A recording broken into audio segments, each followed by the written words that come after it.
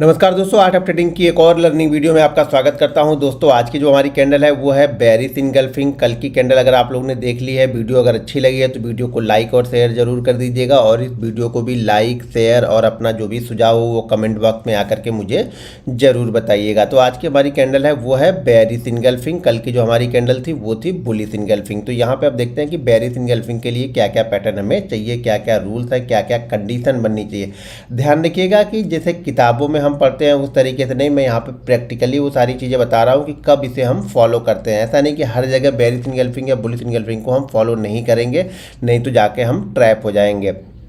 तो यहाँ पे पहली कंडीशन क्या है कि पहली कंडीशन ये है कि मार्केट का ट्रेंड जो होगा वो अप ट्रेंड होगा, यानी मार्केट एक डायरेक्शन में चल रहा है, वो ऊपर की साइड में यहाँ पे मार्केट ऊपर की साइड में कंटिन्यू यहाँ पे जा रहा है। और हो सकता है, देखिए ऐसे ज़रूरी नहीं है कि हर कैंडल रेड ही बनते हुए जाए, ग्रीन ही बनते हुए जाए, बीच में कोई कैंडल एक आध रेड भी बन सकती है। ठीक है, तो यहाँ पे हमने रेड बना लिए। अब फिर से वापस हम ये ग्रीन कैंडल बनाते हुए इसको चलते हैं। फिर मैं आप लोग को इसके जो सारे पैटर्न रूल्स हैं और इसको मैं एक्सप्लेन करता हूँ और कब कब इसे हमें फॉलो करना चाहिए। अब यहाँ पे एक ट्रेंडिंग मार्केट था, मार्केट कंटिन्यू यहाँ पे ऊपर की साइड में निकलता हुआ चला गया और उसके ऊपर जाके यहाँ पे एक कैंडल बनती है, उसको हम बोलते हैं, देखिए कैंडल स्टिक। सबसे पहली चीज़ ध्यान रखिएगा, ये डबल कैंडल स्टिक बता रहा हूँ, यानी दो कैंडल मिला के बनती है। तो ये जो दोनों कैंडल मिल के हो गई, तो ये दोनों कैंडल मिल के इसका नाम है बेयरिश इनगल्फिंग। तो बेयरिश इनगल्फिंग में पहली चीज़ क्या होगी कि मार्केट एक ट्रेंड यानी अप ट्रेंड में चलेगा। अप ट्रेंड में जाने के बाद ऊपर की साइड की जो ग्रीन वाली कैंडल बनेगी, और ग्रीन कैंडल जो बनेगी उसके बाद जो रेड कैंडल बनेगी वो बड़ी बेयरिश कैंडल यहाँ पे बनेगी, जो कि ग्रीन कैंडल को पूरी तरह से कवर कर लेगी। अब जैसे ये रेड कैंडल बनी है, तो इस रेड कैंडल ने ग्रीन कैंडल को पूरी तरह से कवर कर लिया है, यानी इनगल्फ कर लिया है, तो इसलिए इसका नाम बेयरिश इनगल्फिंग है। और ये बेयरिश इनगल्फिंग जो है ये रिवर्सल पैटर्न है। मतलब मार्केट यहाँ से क्या सजेस्ट करेगा कि अब मार्केट में जो अभी तक मार्केट में यहाँ पे बुल हावी थे, हो सकता है कि अब बेयर हावी हो। देखिए अभी ये हो सकता है, पैटर्न बना है, ये कंफर्म नहीं हुआ है। ये ध्यान रखिएगा, हमेशा कंफर्म होने के बाद हम ट्रेड करते हैं, सिर्फ बन जाने पे हम ट्रेड नहीं करने हैं, बनने के बाद इसको कंफर्म करना पड़ता है। जब कंफर्म हो जाएगा तब हम इसको ट्रेड करते हैं और तब जाके आपको पैसा मिलेगा। ध्यान रखिएगा, ये एक ट्रेंड बहुत अच्छा है। जितना अच्छा ट्रेंड, देखिए जल्दीबाजी में मत ढूंढिए, सिर्फ काउंट करके मत ढूंढिए। आप ये देखिए कि कितना स्ट्रांग ट्रेंड गया है, जितना स्ट्रांग ट्रेंड गया होगा उतना ही स्ट्रांग उसका रिवर्सल भी आएगा। दो चीज़ें मैं कंटिन्यू बता दूं, जब कोई न्यूज़ हो और उस जगह पे ये बनती हुई दिखे तो उसको इग्नोर कीजिए। मान लीजिए कोई अच्छी न्यूज़ हो, मार्केट इंट्राडे में चल रहा है और इंट्राडे में जाके यहाँ पे बन गया, तो इसको इग्नोर कीजिए। ध्यान रखिएगा, जब कोई अच्छी न्यूज़ हो या अच्छा सेंटिमेंट होगा तो ये वर्क नहीं करेगी। मैं कंटिन्यू बार बार लास्ट वीडियो में मैंने बताया था कि बुलिश इनगल्फिंग किस जगह पे वर्क नहीं करेगी। तो मार्केट में अगर कोई सेंटिमेंट बहुत अच्छा है और ये यहाँ पे बन रहा है तो ये वर्क नहीं करेगी। सबसे अच्छी जगह पे ये, मान लीजिए अगर हमने बैंक निफ्टी हमने ट्रेड किया है, तो मान लीजिए हम बैंक निफ्टी ट्रेड करते हैं और बैंक निफ्टी में सबसे अच्छी जगह पे ये कहाँ पे वर्क करेगी। अब ये देखिए मार्केट जैसे बैंक निफ्टी का जो होता है 40,000, अभी मान लीजिए कि 40,000, फिर 40,500, 40,600, 40,000 नहीं 41,000, फिर यहाँ पे हम 41,500 या फिर यहाँ पे 39,500।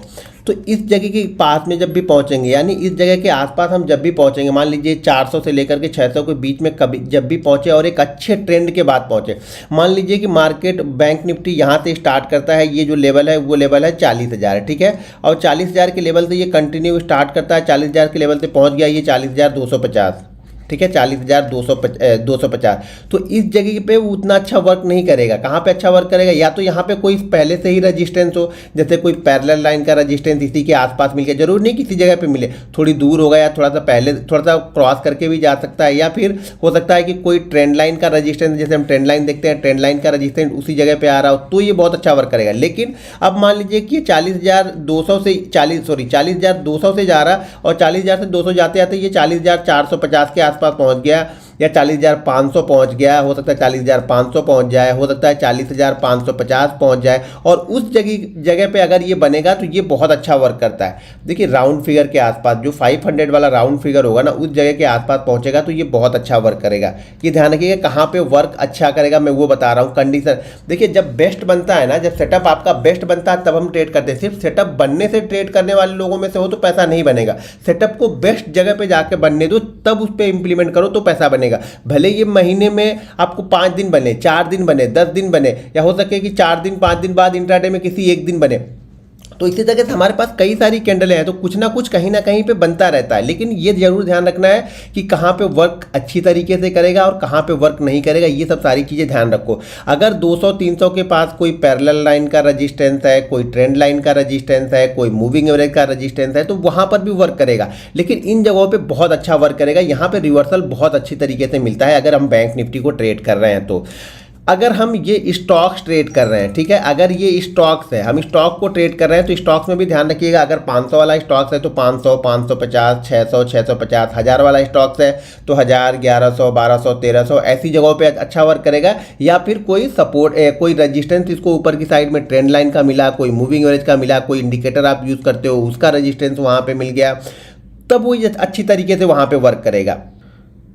देखिए कल वाली वीडियो में बहुत सारे लोग पूछ रहे थे कि ये कैंडल कितने मिनट की रहेगी। देखिए कैंडल मैं 5 मिनट ही यूज़ करता हूँ, तो मैं 5 मिनट पे ही सारी चीज़ें बता रहा हूँ, ठीक है। 5 मिनट पे और डेली पे मैं आप लोग को बता रहा हूँ कि ये मान के चलिएगा कि अगर ये 5 मिनट का है और बैंक निफ्टी हम ट्रेड कर रहे हैं, ये 5 मिनट का है, तो ऊपर जाने के लिए देखिए कल की वीडियो में मैंने कुछ बताया था बुलिश इनगल्फिंग के लिए, बेरिश इनगल्फिंग के लिए चीज़ें अलग रहेंगी, ये ध्यान रखिएगा। हर चीज़, हर कैंडल पे कुछ ना कुछ चेंज है, तो ये आपको ध्यान में रखना है। मान लीजिए अगर बैंक निफ्टी का ये ट्रेंड चल रहा है, ग्रीन कैंडल यहाँ पे बनती हुई जा रही, तो कम से कम ग्रीन कैंडल 8 होनी चाहिए। अब 8 ग्रीन कैंडल का मतलब ये नहीं हो रहा कि ये पूरी 8 ग्रीन हो। मान लीजिए यहाँ से स्टार्ट किया हमने 1 2 3 4 5 6 7 8, यहाँ 8 बन गई। हो सकता है इस 8 में बीच में 2 रेड हो, चलेगा, लेकिन ट्रेंड मोमेंटम क्या है, मोमेंटम इसका अपसाइड का बना हुआ है। तो 8 ग्रीन कैंडल बनने के बाद में ये फिर कैंडल बने, बेरिश इनगल्फिंग कैंडल यहाँ पे डेवलप हो, उसके बाद हम इसको ट्रेड करेंगे। बेरिश इनगल्फिंग ट्रेड करने के लिए जब ये कैंडल बन जाए,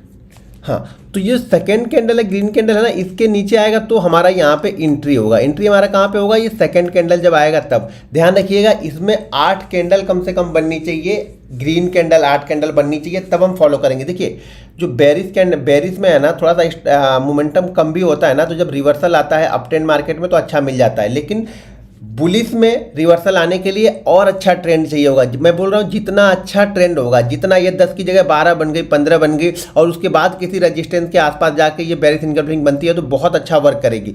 तो यहाँ पे हमने एंट्री लिया, और एंट्री के बाद जैसे हमने बुलिश इनगल्फिंग में क्या बताया था बैंक निफ्टी में, कि आप ये मान के चलना कि बुलिश इनगल्फिंग में बैंक निफ्टी बनेगा तो 0.33। यहाँ पे आप जो ये रिवर्सल गया है ना, उस रिवर्सल का लगभग 40% ये यहाँ पे आपका पहला टारगेट रहेगा। पहला टारगेट इस रिवर्सल का 40%। मान लीजिए बैंक निफ्टी यहाँ से अगर 300 पॉइंट ऊपर गया है, तो पहला टारगेट मेरा यहाँ पे जो रहेगा वो टारगेट रहेगा लगभग 120 130 के आसपास का मेरा ये टारगेट यहाँ पे रहेगा, अगर बैंक निफ्टी यहाँ से 300 पॉइंट का रिवर्सल गया हुआ तो।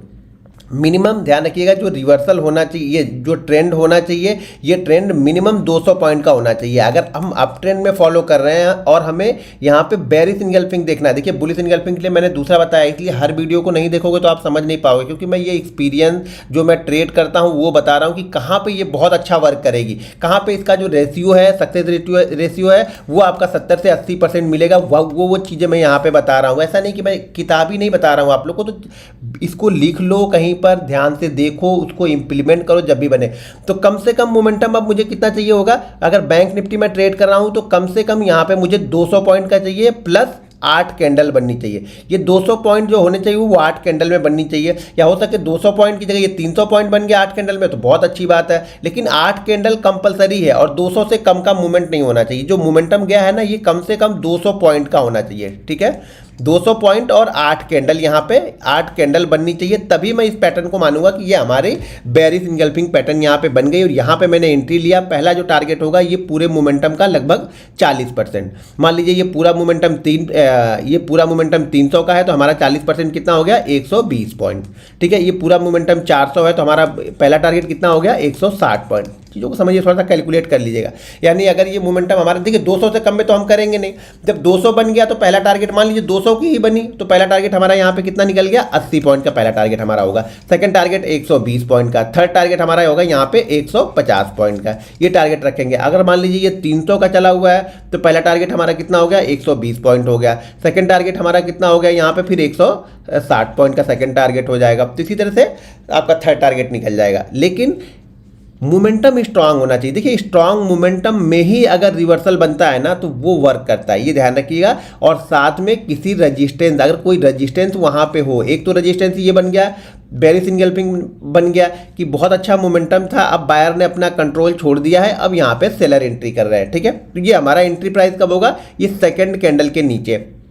अब मान लीजिए यहाँ पर भी सेकंड कैंडल ने आपको एंट्री नहीं दी, थर्ड कैंडल ने आपको एंट्री नहीं दी, तो वो ज़्यादा से ज़्यादा वापस क्या करेंगे, यहाँ पर भी हम 4 कैंडल तक वेट करेंगे। यानी इसके बाद सिर्फ हम 3 कैंडल, अगर आप बेरिश इंगल्फिंग को कंसीडर कर ले रहे हैं, रेड कैंडल को, इस बड़ी वाली रेड कैंडल को कंसीडर कर रहे हैं, तो ज़्यादा ज़्यादा हम 4 कैंडल, यानी बेरिश इंगल्फिंग बनने के बाद सिर्फ 3 कैंडल हम देख रहे हैं कि 3 कैंडल के अंदर में ही हमें यहाँ पे एंट्री मिल जानी चाहिए। क्यों?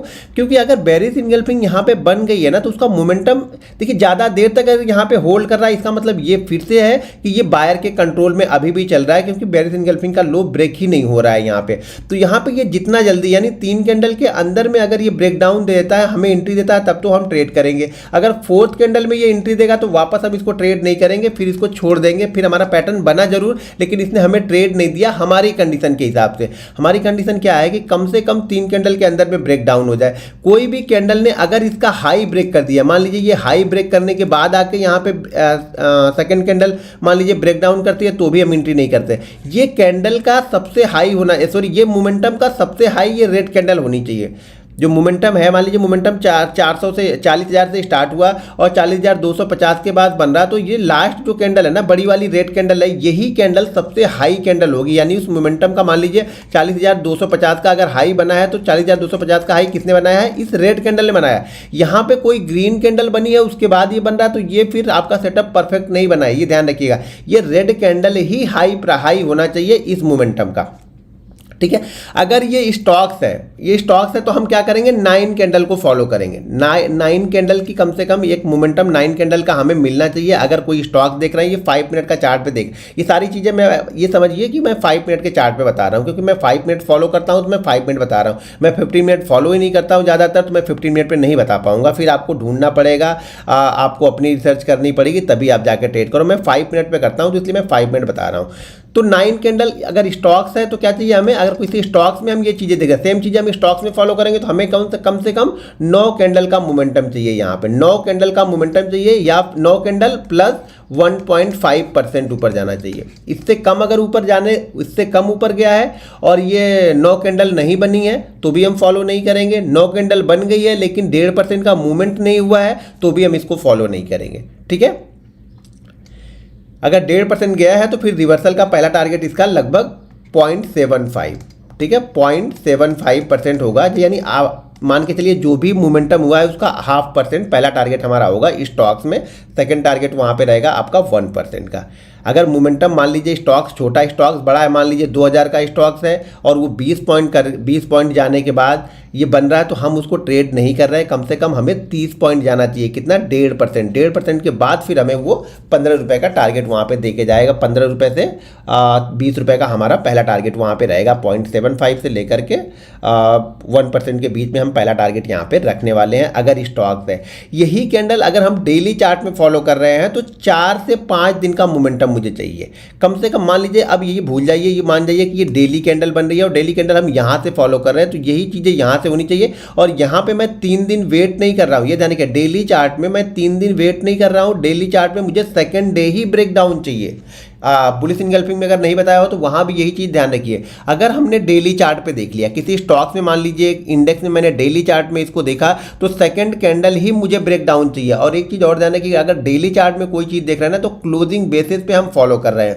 मतलब एंट्री तो इसने इंट्राडे में मान लीजिए हमें दे दी, लेकिन अगर क्लोजिंग इसने जाके इसके ऊपर कर दी या बेरिश इंगल्फिंग जो लो है उसके ऊपर कर दी, तो भी आप ट्रेड लेके जा नहीं सकते हो, क्योंकि बेरिश इंगल्फिंग के नीचे उसने क्लोज नहीं दिया है। हमेशा ये ध्यान रखना, डेली चार्ट पे ये सारी चीज़ें एक्टिव तब होंगी जब ये डेली चार्ट पे क्लोज कर देगा। डेली चार्ट पे इसके नीचे क्लोज करेगा तब जाके बनेगी। आप बैंक निफ्टी पे जाके देखना, बुलिश इंगल्फिंग का बहुत अच्छा मैंने 4-5 दिन पहले शायद बताया था, मंडे को बताया था या फिर सैटरडे को बताया था मैंने कैंडल, वहाँ पे जाके आप देखना बैंक निफ्टी का।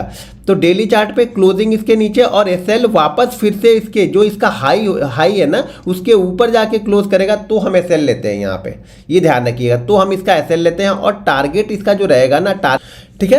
तो अगर डेली चार्ट पे ये कैंडल बनी हुई है तो ये यहाँ से इसकी एंट्री जब क्लोजिंग होगी तो इसकी एंट्री होगी, जो मोमेंटम में जाएगा वो पहला टारगेट आप इसका पकड़ के रख लीजिएगा। मोमेंटम में 2-3 कैंडल रेड बन गई, 4 कैंडल रेड बन गई, तो वो आप टारगेट इसका पकड़ के रख सकते हैं। अगर डेली में किसी स्टॉक्स में आप देख रहे हैं तो इंडेक्स में भी सेम कंडीशन अप्लाई करते हैं। इंडेक्स में टारगेट थोड़ा सा छोटा आपको रखना पड़ेगा, जहाँ पे मोमेंटम ब्रेक हो वहाँ पे आपकी पोजीशन स्क्वायर अप हो जानी चाहिए, क्योंकि हम ये शॉर्ट टर्म की पोजीशन लेके यहाँ पे जा रहे हैं। ठीक है। तो दोस्तों अगर आप हमारा लर्निंग ग्रुप ज्वाइन करना चाहते हैं, लर्निंग ऐप ज्वाइन करना चाहते हैं, तो वीडियो के डिस्क्रिप्शन में लिंक है, उस लिंक के जरिए जाके आप Zerodha, angel broking, Upstox, Reliance blue, fire, ICICI direct में किसी एक के साथ डीमेट अकाउंट ओपन करके आप हमारा लर्निंग ग्रुप भी ज्वाइन कर सकते हैं, और लर्निंग ऐप भी, जो कि 2 से 3 दिन में लॉन्च हो जाएगी। तो लर्निंग ऐप भी आप ज्वाइन कर सकते हैं, इसमें बहुत सारी चीज़ें आप लोग को मिलेंगी। तो दोस्तों अगर वीडियो पसंद आए तो वीडियो को लाइक और शेयर जरूर करते रहिएगा, और मिलते हैं।